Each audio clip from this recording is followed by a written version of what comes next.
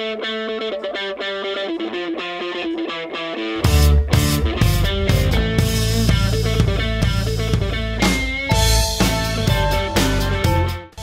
and welcome to this week's edition of My MMA Mobile, the show. My name is Lou. Once again, this is Todd. What's up? And this week on the show, we're going to go over UFC 128, Shogun versus Jones. And we're going to talk about the latest news, breaking history. So let's jump right into it. Guess what? If you haven't heard, now you know. UFC, they just bought Strikeforce. It was the WEC. Right. It was King of the Cage. UFC is now buying everybody out. Just hide your wife, hide your kids, because Dana White's buying up everybody in hip. Exactly.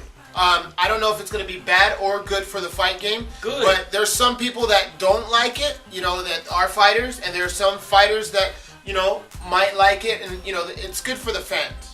Yeah, I mean, I feel like it's actually a good move because you have to narrow down the competition if you're going to become a league, if you're going to become like the NFL, the NBA, MLB. There's no second league to go to. There's just college basketball and then there's NBA. So I think that's what Dana White's actually doing. He's trying to create the UFC league, actually, of mixed martial arts. Wow. I never thought of it that way. To me, it seems like he's just basically trying to be a good businessman and take over everything. A rumor has it he bought it for $40 million. Yeah. Pretty decent price considering the overall outcome is you just corner the market. Moving on to UFC 128. Shogun versus Jones. Man. Shogun versus Jones. I think that's going to be a good fight. Shogun has very good structure in the way that he fights, and he's going against another competitor that doesn't have the same structure. My prediction is Shogun's going to use that to his advantage. Jones is going to come in this fight looking real flashy, trying to entertain the crowd with different moves and maneuvers,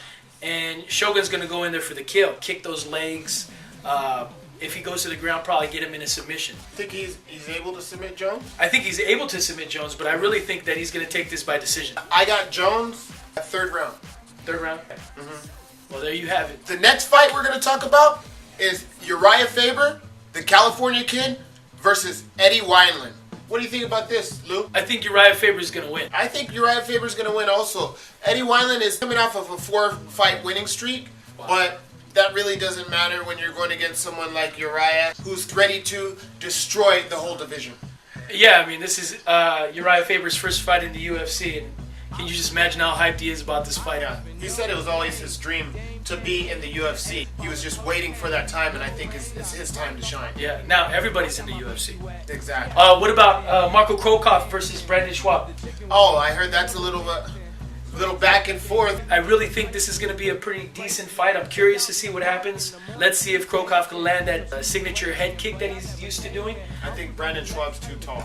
Yeah, but he got Alexander Emelianenko with it, and Alexander is about the same height. Yeah, that's true. So I'm anxious to see that. I'm thinking Brandon Schwab's going to take this fight. I feel that Krokoff is going to lose. The reason why is I cannot depend on his performance to be solid. His record and his reputation as of lately hasn't been a very strong one, as far as fighting.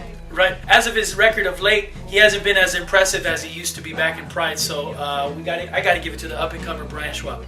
Definitely. Finally, it's on to Nate the Great versus Dan Miller. How do you see this one going? I'm going to go with Dan Miller because he's on a winning streak. And Nate is on a losing streak. Yeah. I don't think he looked as impressive his last fight against Okami. But I think he's on a do or die, really. I believe if he can't beat Dan Miller, I think that's just going to put him on the chopping block. Right. We had a chance to interview a local fighter. His name is Brian Ortega. Brian Ortega from the Gracie Academy. From the Gracie Academy over there in Torrance. A very humble guy. He just fought last weekend at Respect in the Cage in Pomona. What was his result? Champion. He won the whole thing. Champion. Good job. Congratulations to Brian Ortega. And we got someone else that's going to be fighting. Georgi Karakhanyan.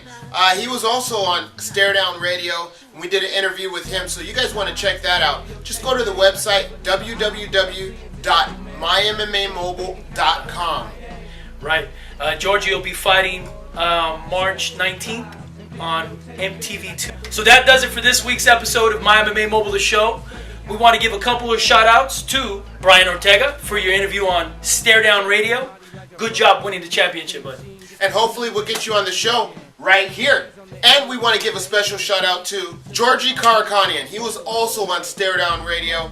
Last but not least, don't forget to tell a friend to text MyMMA to 69302 so you can join the rest of the nation on subscribing to the best MMA interactive texting service there is out there. Or go to MyMMAMobile.com to see all the content and sign up there. Once again, thank you for watching MyMMA Mobile, the show!